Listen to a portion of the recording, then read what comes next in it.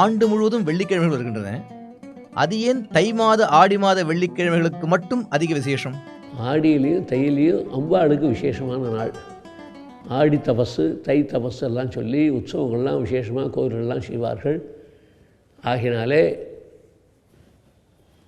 தை, மாசி, பங்குனி, சித்திரை, வைகாசி, ஆனி போய் ஆடி மாதத்துலேருந்து உத்தராயணம் தொடங்குறது.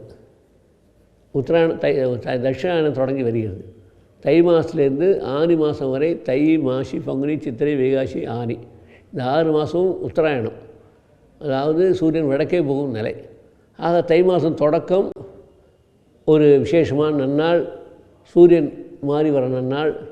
அன்றைய தினம் ஆடி தபசு போன்றவைகள்லாம் செய்வித்து பல இடங்களிலே அம்பாளுக்கு விசேஷமாக பூஜைகள் எல்லாம் செய்யக்கூடிய நன்னாளாக அமைகிறது ஆடி மாதம்.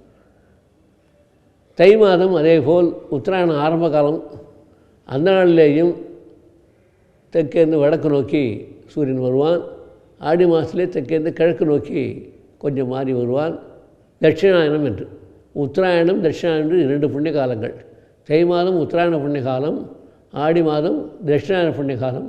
அந்த 2 மாதத்திலேயே சூரியன் நகர்வது முதல் அந்த 2 மாதமும் தேவிகளுக்கு விசேஷமான உற்சவங்கள், பூஜைகள், விசேஷங்கள்லாம் செய்கிறோம். ஆகினாலே அந்த 2 மாதங்களும் அம்பாளுக்கு விசேஷமாக சொல்லப்பட்டு ஆடி தபசு, தைப்பூசம் போன்றவைகள்லாம் பெருசாக வைத்து விசேஷ உற்சவங்கள், பூஜைகள் எல்லாம் செய்கிறார்கள்.